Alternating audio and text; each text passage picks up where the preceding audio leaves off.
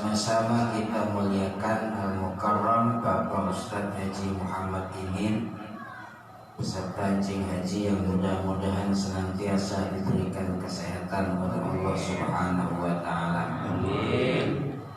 Yang kita hormati Al-Mukarram Bapak Ustadz Ma'mun Nawawi, segenap bapak-bapak haji, ibu-ibu hajah, segenap para tokoh masyarakat, jamaah semuanya, Majlis Ta'lim Al-Wafa wal Amal yang mudah-mudahan senantiasa dilimpahkan rizkinya oleh Allah Subhanahu wa Ta'ala. Puji dan syukur senantiasa marilah kita panjatkan kehadirat Allah, karena kita masih diberikan umur panjang sampai bulan Sya'ban.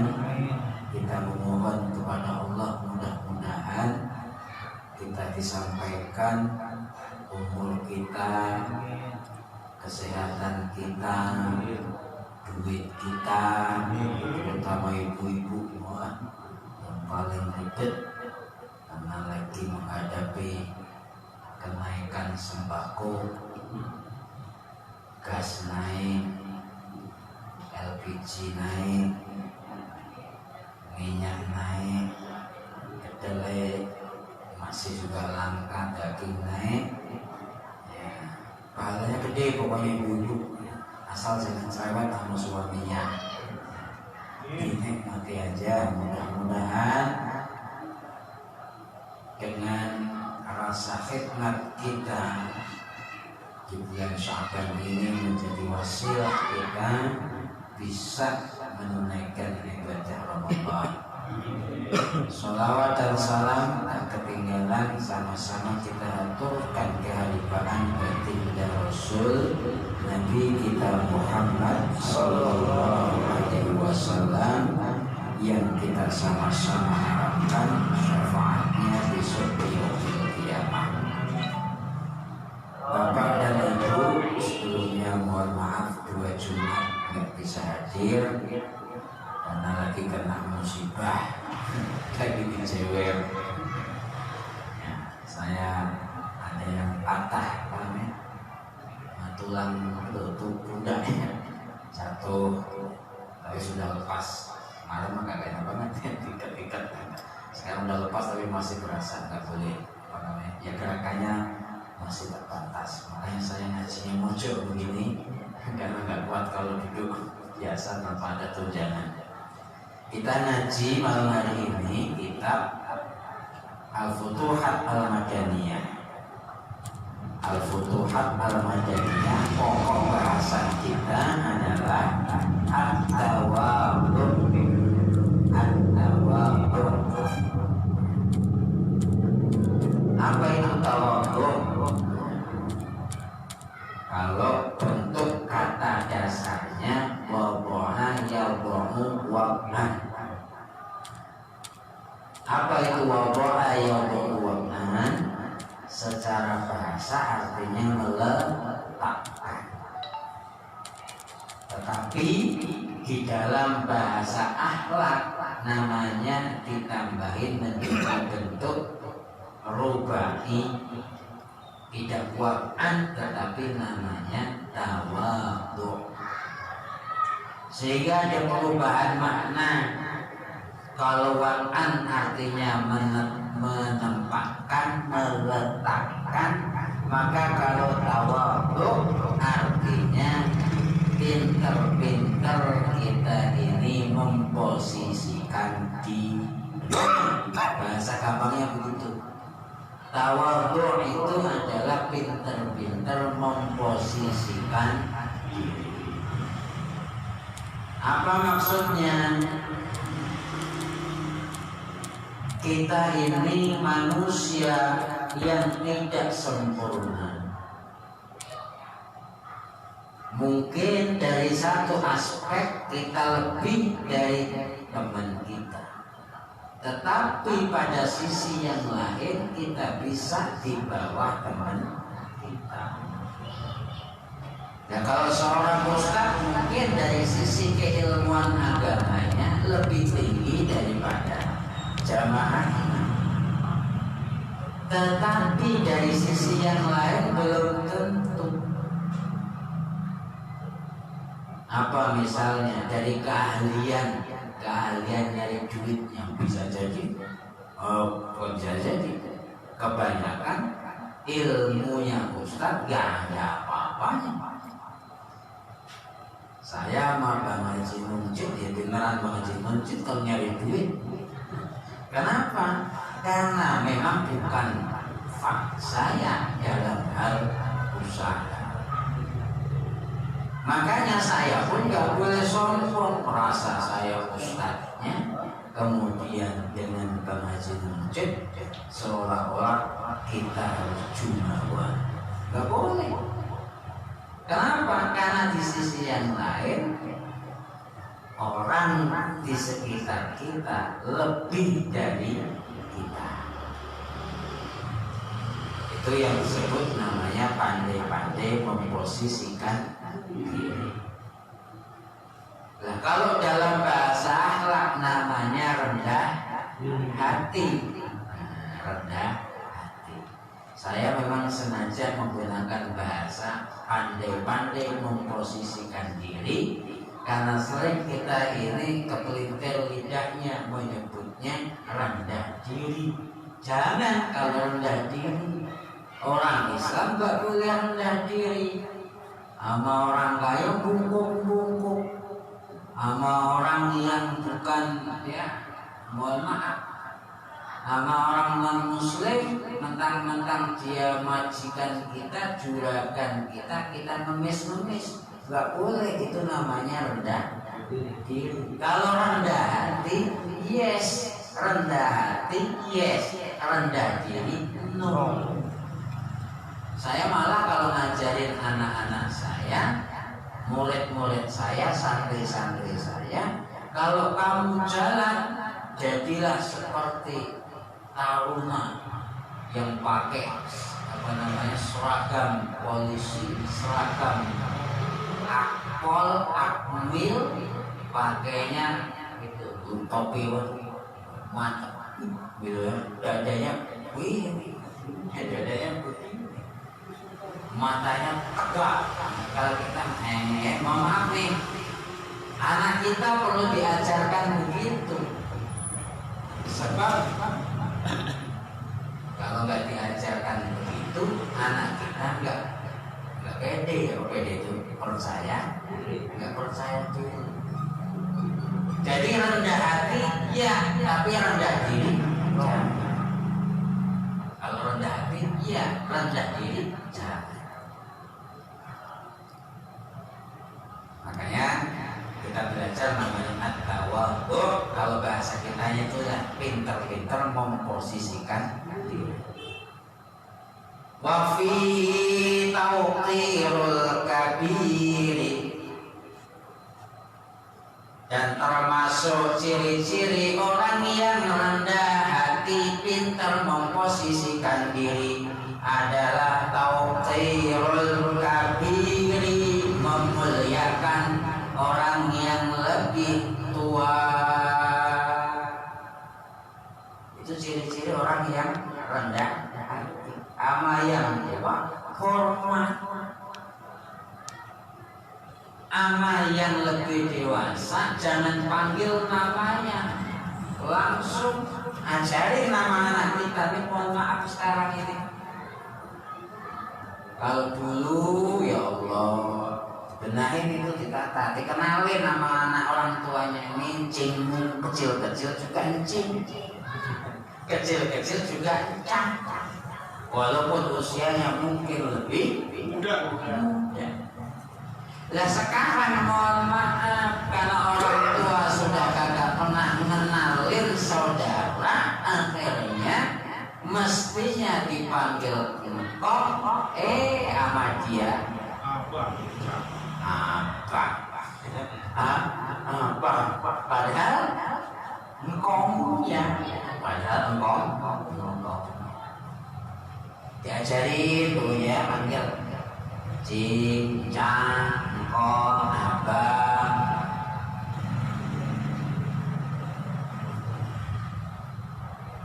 Karena itu ciri-ciri orang tawadhu. Wa ma'rifatu syarafihi, termasuk orang yang tawadhu itu paham tentang kemuliaan orang. Paham kemuliaan orang. Syaraf itu artinya kemuliaan. Oh, itu Pak RT. Panggil yang benar, jangan T. Dari mana T? Dari mana W? Udah kaprek. Panggil namanya Pak RT. Walaupun dia itu ponakan kita, tangan panggil T. Kecuali berdua, kecuali berdua. Kalau di depan orang, dia itu punya anak dua, dia itu pimpinan warga masyarakat. Walaupun kita encingnya, jangan mentang-mentang itu ponakan kita panggil T, W. Panggil, tambahin Bang RT, Bang T, Bang W. Itu namanya apa? Wa ma'rifatu syaraf. Ciri berikutnya orang yang tawadhu adalah wa rahmatus saghir. Jadi ada tadi pintar-pintar memposisikan diri, kalau sama orang tua kita muliakan. Tapi sebaliknya jangan mentang-mentang kita orang tua kemudian kita sembarangan sama bocah. Ada aturannya, yaitu apa? Wa rahmatus saghiri, kita harus sayang sama orang yang lebih muda. Sayang.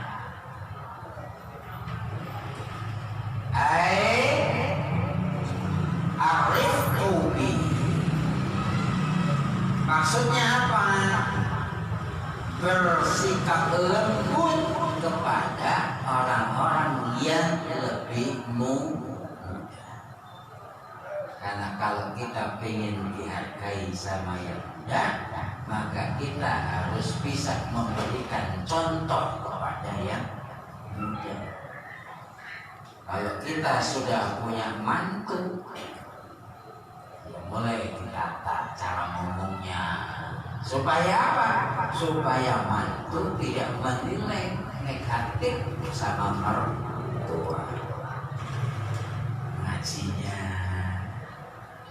mulai ditata, sholatnya mulai dibenerin. Kenapa? Hanya mantu. Nah, kalau kita sudah punya mantu, sholatnya masih beletongan, ngajinya masih ogah-ogahan. Dan kalau kita pengen punya mantu yang soleh, mantu ya soleh, bapaknya Malik masih di tikungan, masih jago, ya saya pun sama katangan mantu. Maka apa? Orang tua harus bisa menjadi contoh buat yang muda. Caranya bagaimana? Salah satunya adalah arifku. Kasarnya, bahasa Betawi, bahasa kasarnya orang Betawi itu anasnya, cobanya ya, itu mulai dikurangi. Wasyafaqatu alaih, dan menyayangi orang-orang yang lebih muda. Itu namanya tawadhu. Namanya tawadhu. Ama yang tua kita hormati, ama yang muda kita sayang. Oh, kalau orang Islam begitu, Bapak dan Ibu sekalian yang saya hormati, maka orang yang non-muslim akan salut sama orang Islam. Kenapa? Karena orang Islam berikan contoh. Contohnya apa? Contohnya adalah bisa mengangkat derajat orang tua. Di sisi yang lain menyayangi orang-orang yang usianya muda. Qala Rasulullah sallallahu alaihi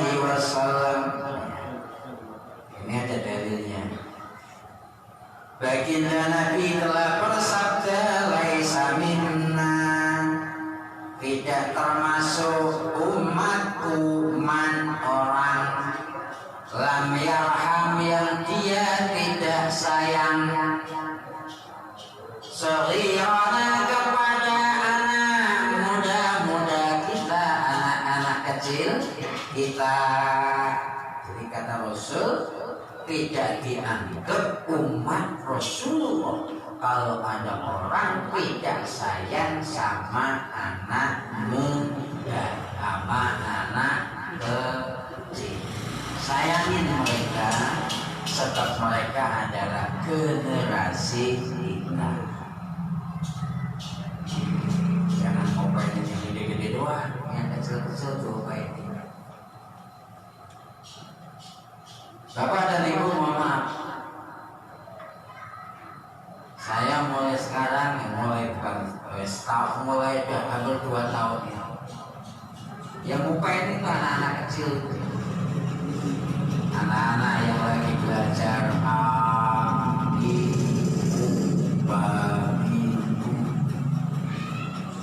anak-anak yang lagi mau belajar nahwu shoroh. Saya buatkan metode yang kira-kira gampang dihafal, gampang dipahami orang-orang sekarang.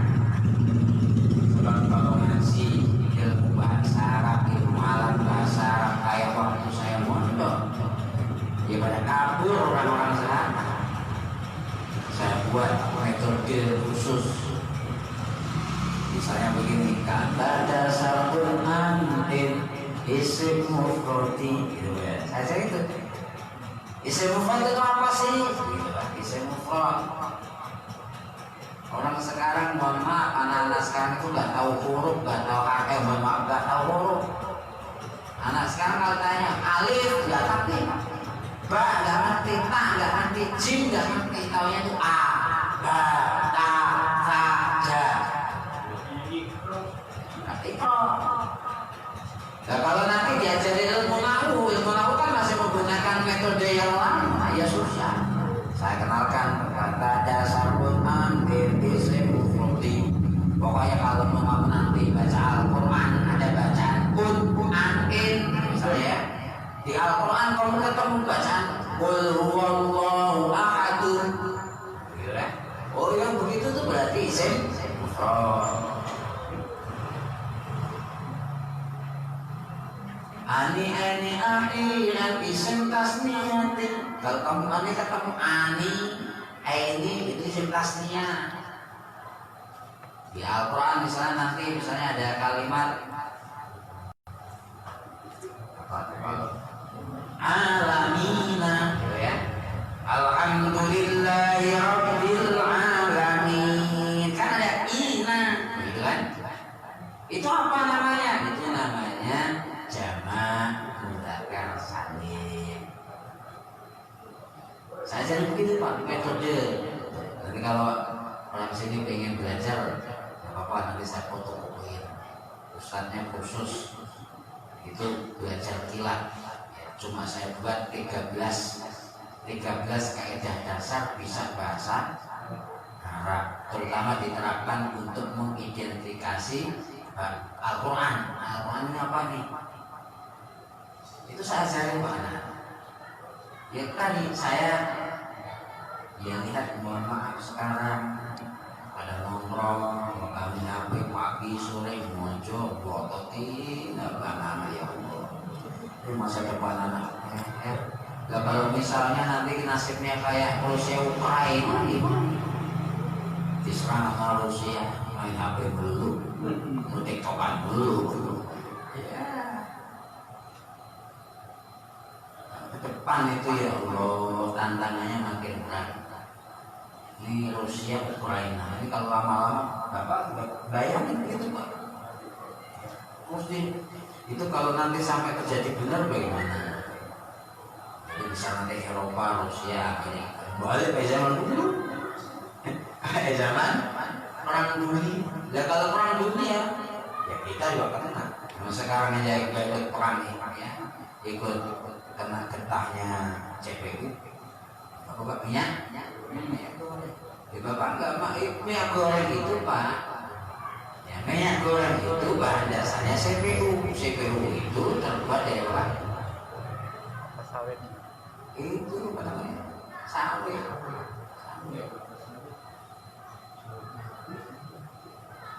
CPU sekarang ini sedang digalak-galakkan untuk biosolar. Bahkan pemerintah menggulirkan banyak duit untuk produksi CPU. Sebetulnya ya salah juga itu. Produksi CPU disubsidi sekian banyak. Bahkan kemarin itu yang sempat ditolak oleh Nahdlatul Ulama ketika ada peremajaan sawit, bos-bos itu dikasih kayak kalau kita cuma dikasih KJP. Itu yang pengusaha-pengusaha sawit waktu peremajaan pohon karena sawitnya sudah nggak produktif ditanamin lagi dikasih bantuan.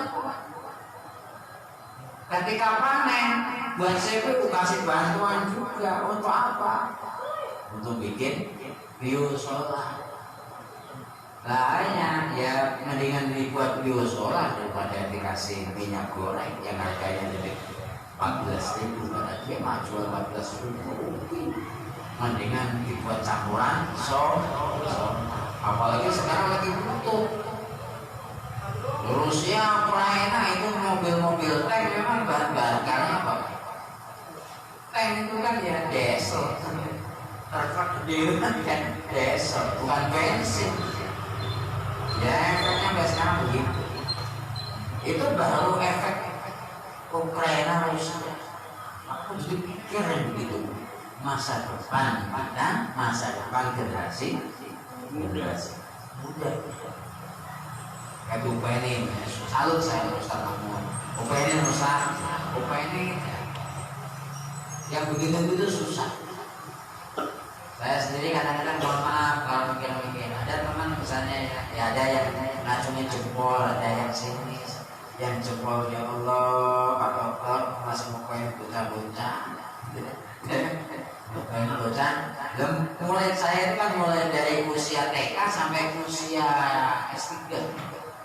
Yang S3 ada, yang S2 ada, S1 apalagi, yang SMP ada. Apa yang bapak-bapak begini ada, yang anak kecil-kecil banyak. Saya pengen menerapkan prinsip tawa, pintar menempatkan. Ya kalau di kampus dipanggil dokter, kalau di sini jangan dipanggil dokter, panggil ustaz. Kalau di kampus profesor, kalau di kampus dan profesor, ya ustaz. Yang itu kan cuma jabatan-jabatan di kampus. Itu bagian mengamalkan hadis Nabi Muhammad Sallallahu Alaihi Wasallam. Lanjutnya, waya arifu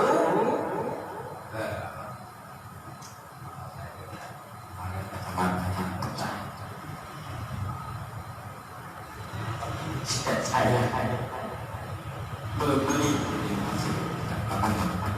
waya arifu syarafati dan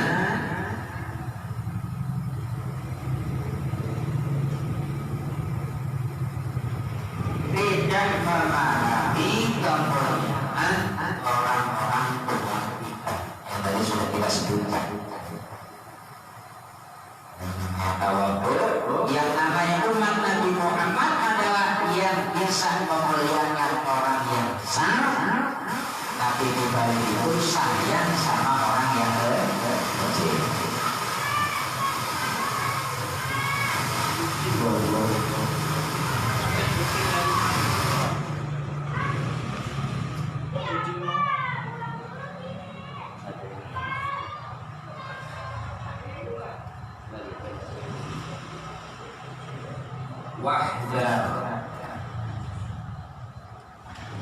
Wahdar dan khawatirlah kamu antuhibba sekiranya kamu itu senang qiyaman nasi orang-orang pada berdiri laka untuk menyambutmu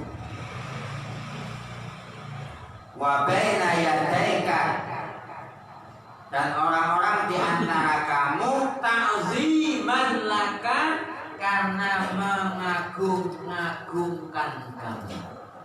Ini kata kitab Futuhat. Jadi mohon maaf, Ustaz pun juga diingetin, jangan mentang-mentang Ustaz senang banget kalau dicium balik sama apa namanya, sama murid. Senang banget kalau misalnya dia datang diterbangin, orang-orang pada berdiri. Di sini diingatkan, wahdah, takutlah kamu sekiranya kamu punya rasa senang dalam hatimu. Saya itu senang kalau saya datang, orang-orang pada berdiri semua, meluk, nyiumin, cium bolak-balik. Ingatkan sini, wahdah, jangan sampai kita punya rasa begitu. Biasa aja gitu. Kita sering menemukan kiai, mohon maaf ya, kiai dicium tangan kita,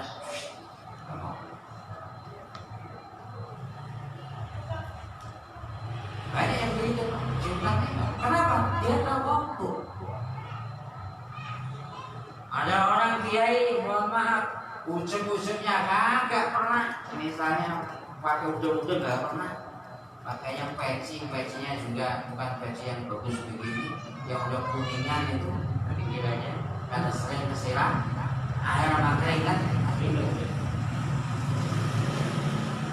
Kenapa? Karena ingin tawadhu, nggak pengen menampakkan diri, nggak pengen menjadi perhatian orang ketika orang-orang lagi ngumpul. Yang namanya Syekh Nawawi ini kan yang ngarang Syekh Nawawi.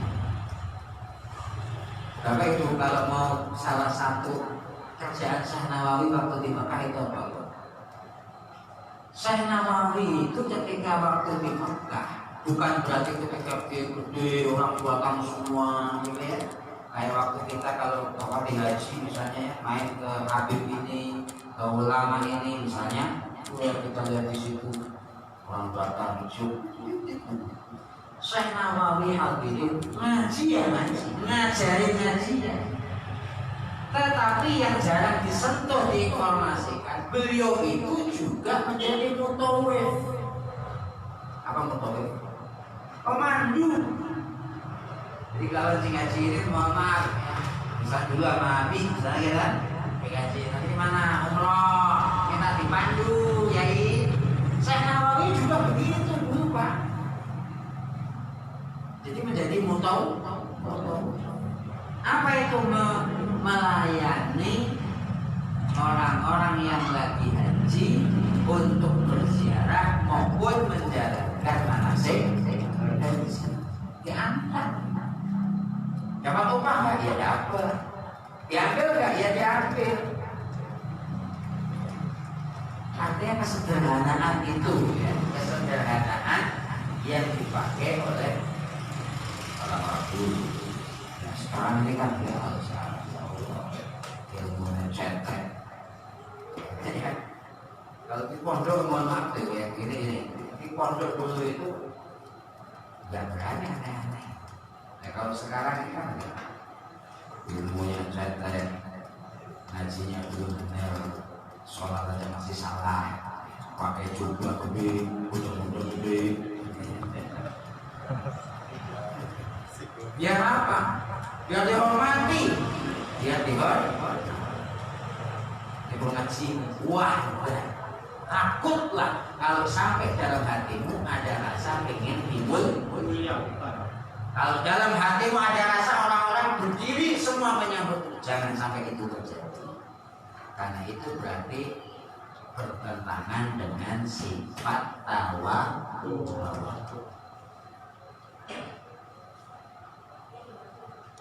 Qala Syekh Muhyiddin bin Al-Arabi, berkata Ibnul Arabi. Ini pengecualian Pak ya, ini pengecualian.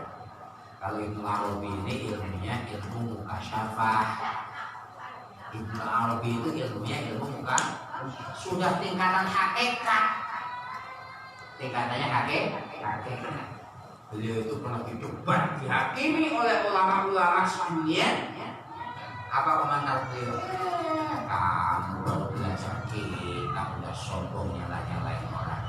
Saya bukan belajar kita, tapi saya belajar langsung sama orang yang nusun kita. Bahkan bukan hanya belajar langsung sama orang yang nusun kita, tapi saya belajar langsung dari orang yang memberikan ilmu kepada ulama yang menulis kita. Artinya apa?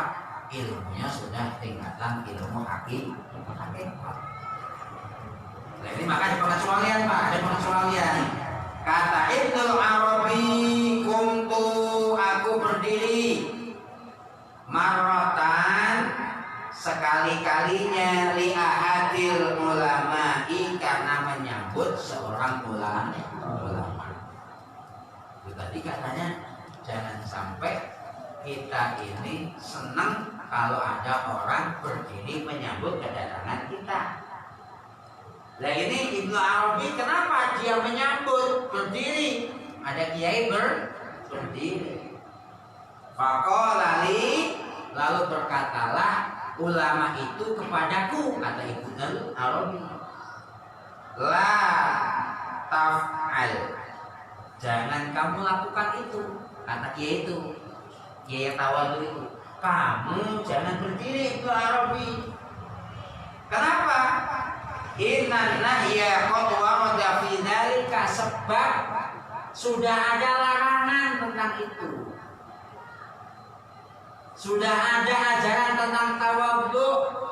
Salah satu tawadhu itu cirinya adalah jangan sampai hatiku punya keinginan dihormati. Maka kata dia itu jangan berdiri.